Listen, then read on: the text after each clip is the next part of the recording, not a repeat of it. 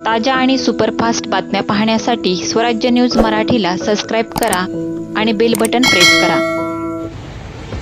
फक्त 8 ते 9 साखर कारखान्यांनी ऊस दर जाहीर केलेला आहे। इतर साखर कारखान्यांनी ऊस दर जाहीर न करून माननीय जिल्हाधिकाऱ्यांच्या आदेशाचा अवमान केलेला आहे। नुसार ऊस गेल्यापासून 14 दिवसाच्या आत केले देणे बंधनकारक असतानाही आज ऊस काळा हंगाम सुरू होऊन 1 महिन्यापेक्षा जास्त दिवस झाले।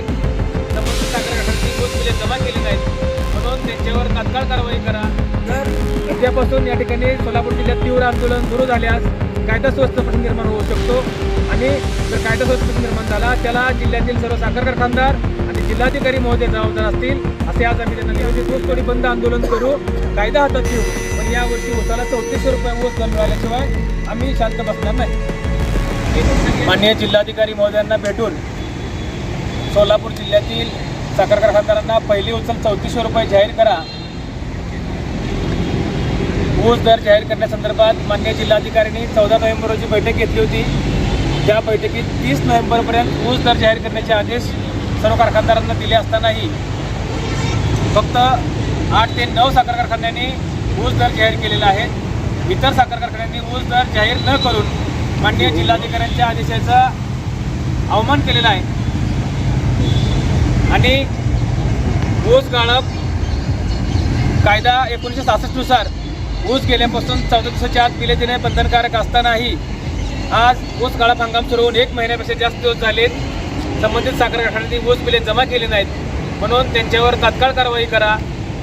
आज या ठिकाणी 3400 रुपये जी आम्ही मागणी करतोय, कारण एका बाजूला रासायनिक खतांच्या किमती वाढलेत, महागाई मागलेली आहे आणि दुसऱ्या बाजूला साखरेचे दर चांगले आहेत, त्यामुळे साखर कारखान्यांना 3400 रुपये दर देणं सहज शक्य आहे।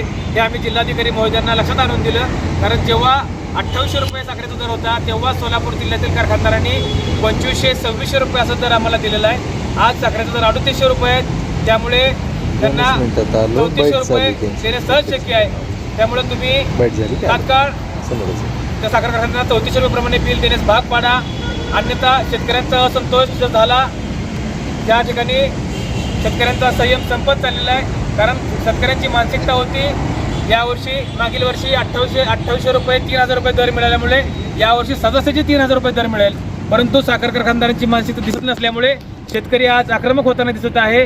तर उद्यापासून या ठिकाणी सोलापूर जिल्ह्यात तीव्र आंदोलन सुरू झाल्यास कायदा सुव्यवस्थेचा प्रश्न निर्माण होऊ शकतो आणि जर कायदा सुव्यवस्थेचा प्रश्न निर्माण झाला त्याला जिल्ह्यातील सर्व साखर कारखानदार आणि जिल्हाधिकारी महोदय जबाबदार असतील, असे आज आम्ही त्यांना निवेदन दिलेलं आहे। माननीय जिल्हाधिकारी महोदयांनी आम्हाला उद्यापर्यंतचा वेळ मागवलेला आहे।